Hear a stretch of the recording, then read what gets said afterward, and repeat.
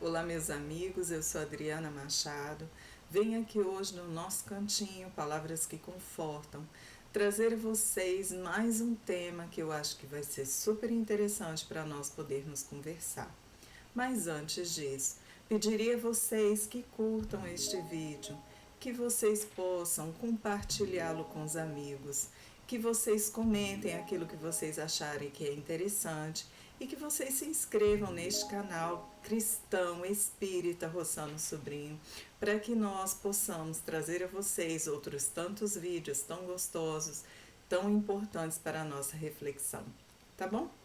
Bem, como vocês sabem, nessas últimas semanas estamos estudando este livro aqui, Perdão, a Chave para a Liberdade. Este livro tem como autor espiritual Ezequiel e ele foi psicografado por mim. Hoje eu trouxe, em razão do tema que nós temos hoje para conversar, que é: podemos esconder nossas mazelas do mundo, mas e de nós? Este tema eu o tirei extraindo um trecho desse livro. Ele é um pouquinho grande, mas vale muito a pena a gente poder lê-lo para que a gente possa conversar um pouquinho sobre o assunto, tá bom? Vamos começar? Todos estavam muito felizes, até que, em um determinado momento, ouviu-se um grito abafado de pavor. Era Almeida. Ele reconhecera Paulo entre os amigos de Carlos. Paulo, quando o viu, sentiu um pouco de náuseas, mas percebeu o estado de angústia em que Almeida se encontrava e sentiu pena dele. Almeida, ainda encarnado, era um homem com mais de 90 anos, magro, semblante sofrido, encurvado. Chegou próximo dele e começou a chorar. Todos ficaram curiosos para saber o que havia acontecido, mas Vesgo e Capenga ajudaram o amigo e afastaram as outras pessoas ali reunidas para que eles tivessem um tempo para se entenderem. Paulo, é você mesmo?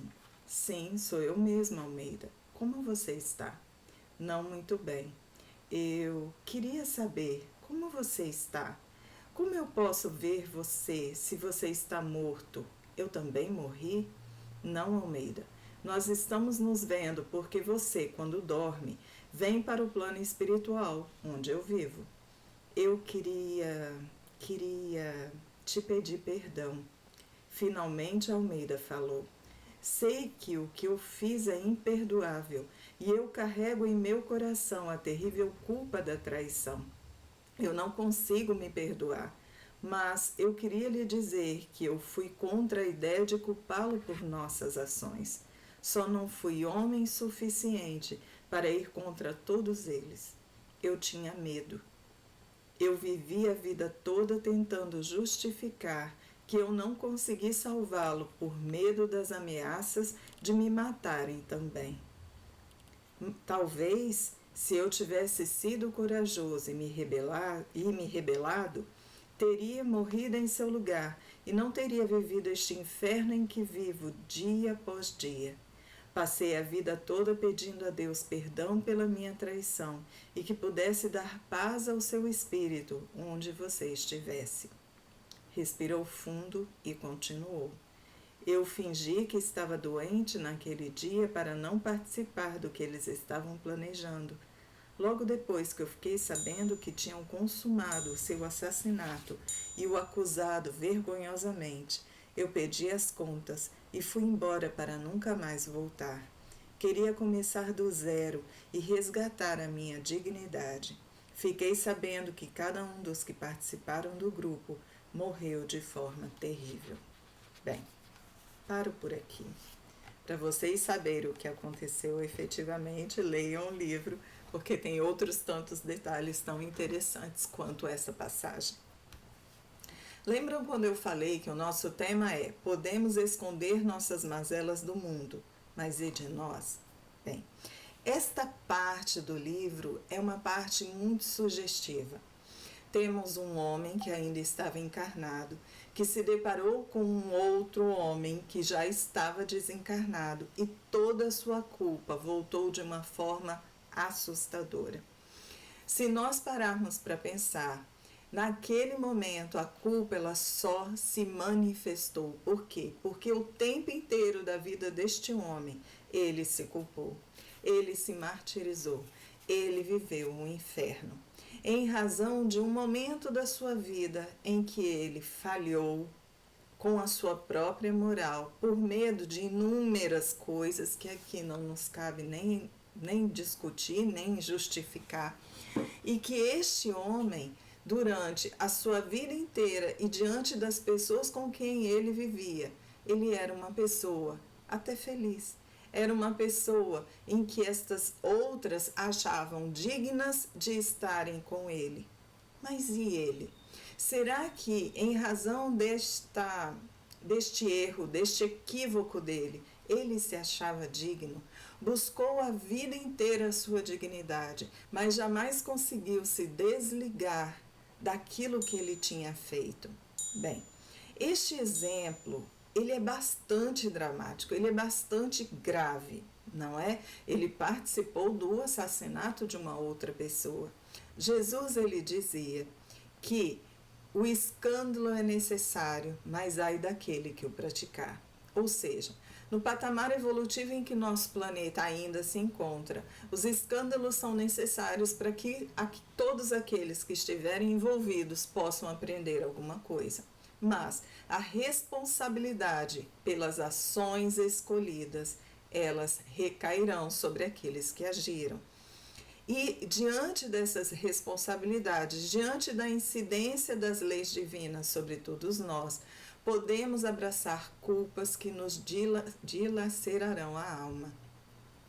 É claro que existem outras situações menos graves, em que nós, muitas vezes, por agirmos, escolhermos de uma forma equivocada, podemos levar por toda uma vida culpas que dilaceram os nossos corações e que não nos deixam viver em paz. Jesus, ele falou, e aí eu pego o capítulo 11 do Evangelho segundo o Espiritismo, aonde o tema o subtítulo é o maior mandamento, o título é amar ao próximo como a si mesmo. E eu só pego um trechinho só para vocês lembrarem que Jesus ele nos falou sobre o maior mandamento, que era qual? Amar a Deus sobre todas as coisas, complementando dizendo, e ao próximo como a ti mesmo. Complementou também com mais um ensinamento, que ele é importantíssimo para nós agora, quando ele fala o seguinte: fazei aos homens tudo o que gostarias que eles vos fizessem, pois esta é a lei e os profetas. Isso está em Mateus 7:12.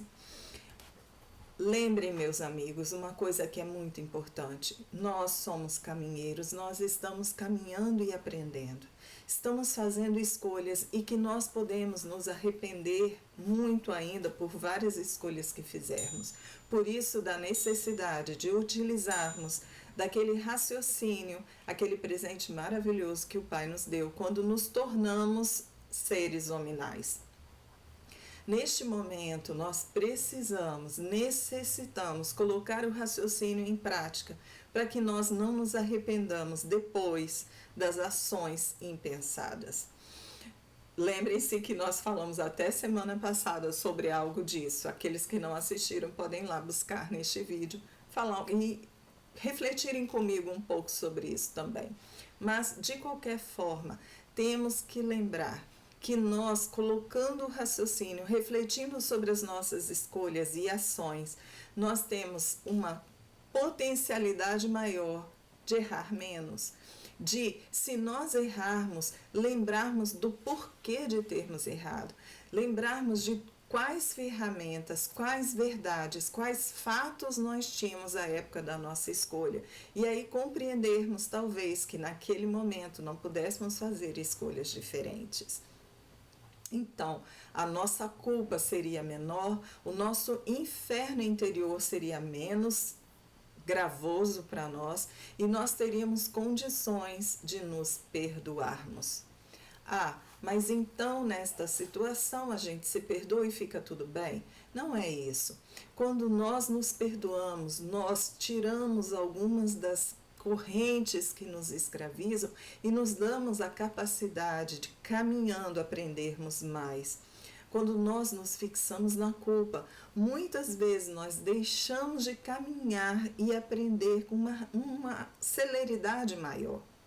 E assim, a gente acaba, por uma autopunição, a gente acaba retardando este nosso crescimento espiritual. E não é este bem o objetivo. A culpa, ela é necessária para nós, quando nós acreditamos que somente com ela modificaremos os nossos atos. Mas mesmo assim, se nós começarmos a compreender que nós podemos modificar os nossos atos, tomando consciência de que eles estavam equivocados, nós conseguiremos caminhar com menos peso, com mais liberdade e com mais ânsia do aprendizado. Então, lembrem-se disso. Nós podemos esconder do mundo as mazelas que estão em nós, mas nós jamais conseguiremos retirá-las de nós quando nós as conhecemos. Então, que não criemos infernos interiores, que nós consigamos nos perdoar diante da nossa ignorância, mas nunca abandonando a proposta do crescimento espiritual. Eu errei, tenho consciência do meu erro, não quero errar mais, vou agir para que eu não repita estes meus equívocos. Assim, estas mazelas, elas vão sendo lapidadas, elas vão sendo limpas, né, expurgadas de nós, e nós vamos conseguindo seguir em frente rumo a este Pai, que é o nosso grande objetivo em nossa vida eterna. Ok? Eu espero, meus amigos, que essa nossa reflexão possa ter trazido a vocês um pouquinho mais em que pensar, um pouquinho mais como uma ferramenta para que vocês possam aplicar o auto-perdão nos nossos deslizes do dia a dia, que nós possamos compreender a responsabilidade que tivermos ao cometermos o escândalo, mas que o Pai, Ele deseja que estejamos livres para que a gente possa seguir com a nossa trajetória, vivenciar as consequências das nossas ações para que o aprendizado ele aconteça de uma forma mais rápida. Eu espero, meus amigos, que vocês tenham um ótimo domingo, que vocês tenham uma ótima semana e que vocês possam se encontrar comigo no próximo domingo, se Deus quiser. Fiquem todos em paz.